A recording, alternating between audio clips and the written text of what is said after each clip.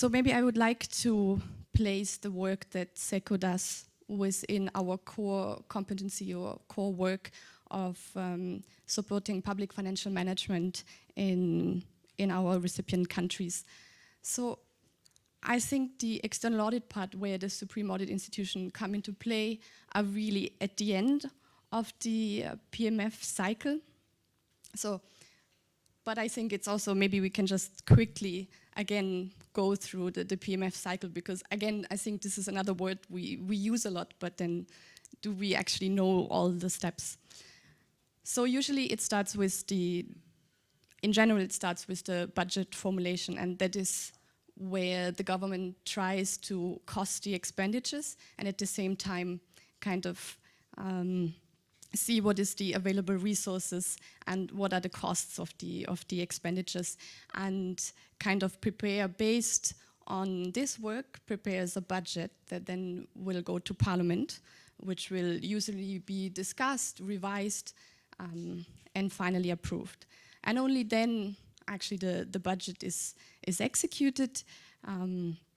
So that is when we go from raising resources, be that through raising revenues and taxes, to actually spending them at the line ministries.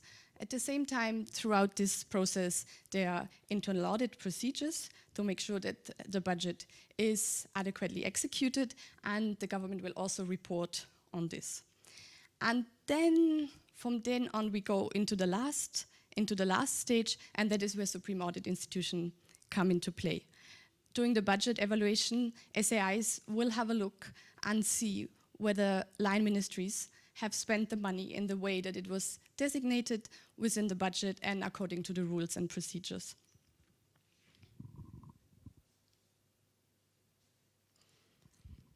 So how is SECO specifically supporting SAIs in their work?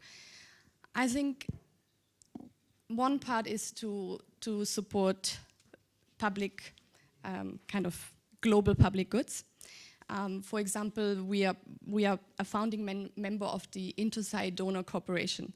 So maybe just to quickly explain for those who don't know, so there's an international organization for Supreme Audit Institutions. And what they basically do is setting standards, basically codifying best practices for SAIs to follow. And at the same time, there are many donors who are supporting SAIs. And this kind of initiative where SECO is kind of a co-founding member was designated to kind of coordinate our efforts to make aid more effective and to cooperate with each other in our efforts to support SAIs. And then we very recently joined one of those working groups, which is on the SAI Performance Measurement Framework, or the SAI PMF. I will get into this later, so stay with me. Then on the very concrete part of providing capacity building, again, we go through, we have two approaches. One would be the multilateral way. So we established with the World Bank the SAI Capacity Development Fund, which I will also talk more in the country example. And then we also support SAIs through our bilateral projects. For example, Vietnam, Burkina Faso, Azerbaijan, where we supported actually the running of SAIs and to increase their competency and capacity. And then in Tajikistan, we actually helped to set up the SAI.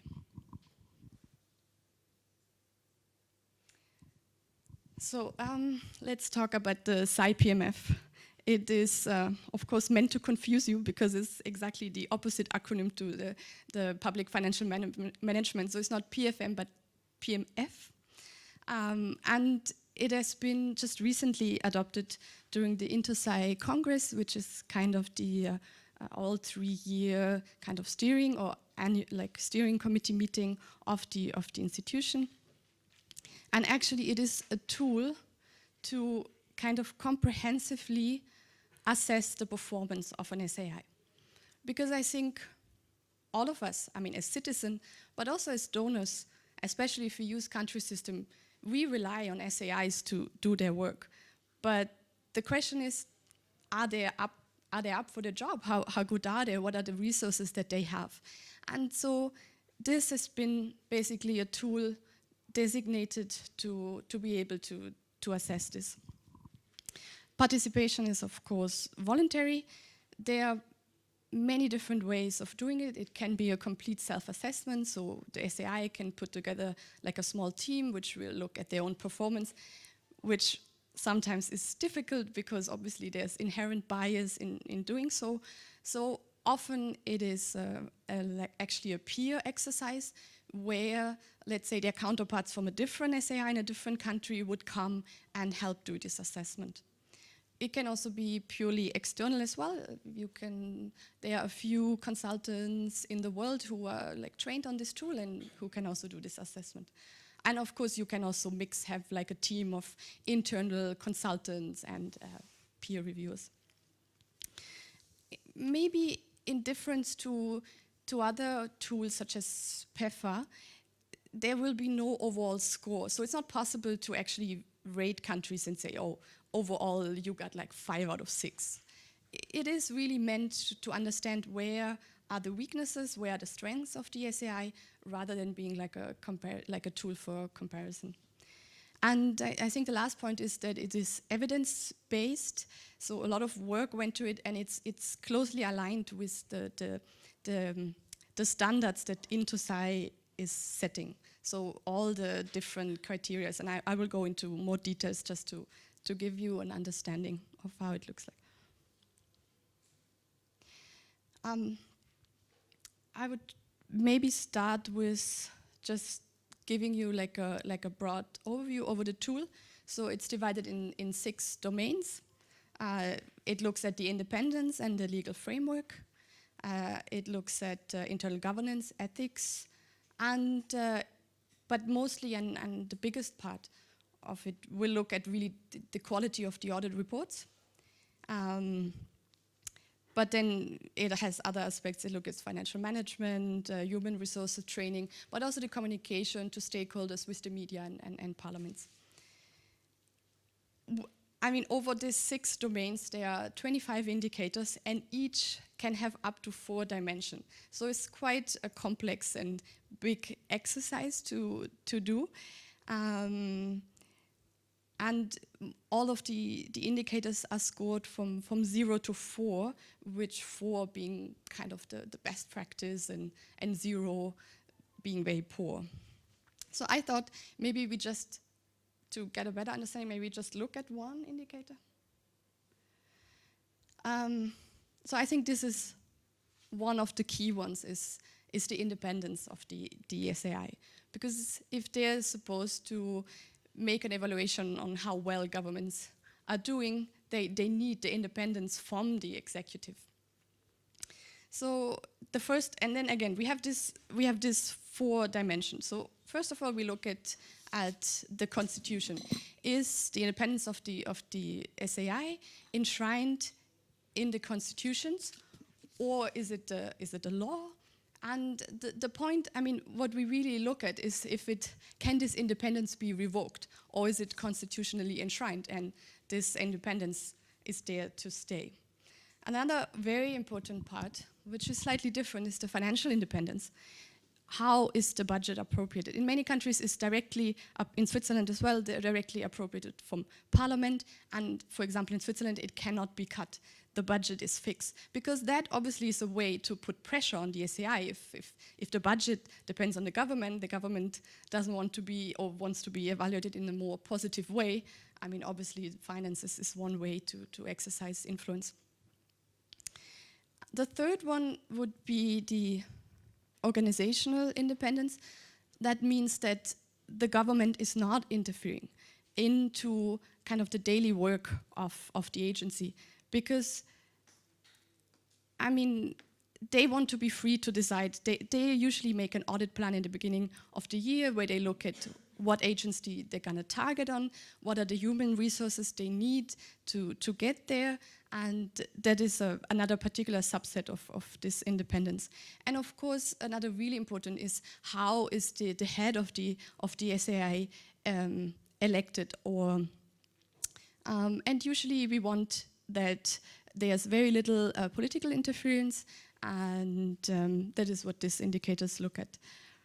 So as I said before, again, these are all like evaluated from 0 to 4, like each of these dimensions. And then in the tool there is a table which tells you what will be the overall score for kind of this indicator. And since I think we're all practitioners, I wanted to have, well, give you some takeaways, or why should you even care about this PMF tool.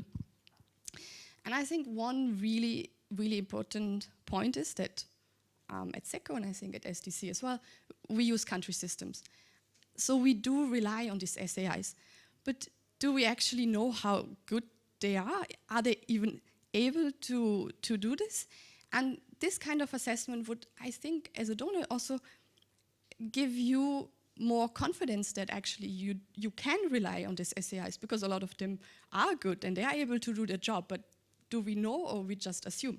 So this tool, I think, is a very good way of, if we do, for example, budget or sectorial budget support, is a very good way to be very confident, to go to our management and to go to our parliament and say, we did our homework and we really have assessed the risk.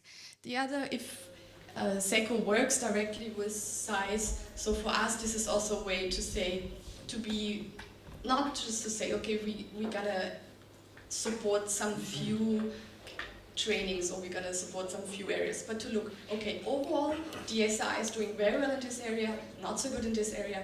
So it's like kind of an evidence-based approach to provide capacity building by saying, okay, we know where the weaknesses are, and that's where we kind of focus. We talked about these different types of assessments. So I think best practice is to do a hybrid, because of there's this trade-off between like an internal team who obviously has a lot of knowledge and does understand the SAI best, and maybe the perceived bias or problems to objectively kind of evaluate our own performance. So I think it is recommended to have like a team of internal and external consultants or peer reviewers.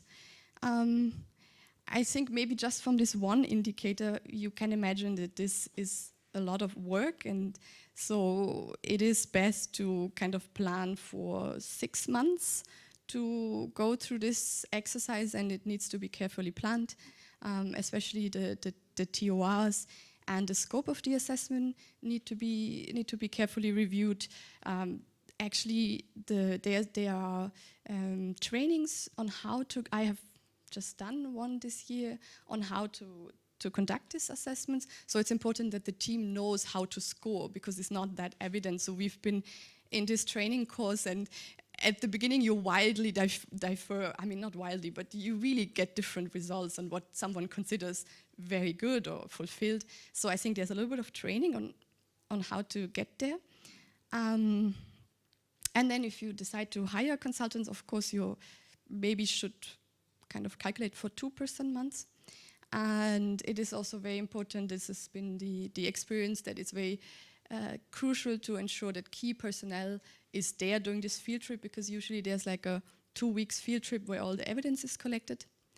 And then there is actually, okay, this is a bit complicated, but the Inter-SAI organization has a capacity development arm, which is an NGO that sits in Norway, and they do provide, basically they have mostly developed this tool, and they provide kind of quality feedback on the report, on the TOR as well, on the report, but they might also take like 2 weeks to review it. So I think that in the time planning is also something that should be considered. So yeah, with this I end the bit more formal part of the presentation, and I'm looking forward to your questions.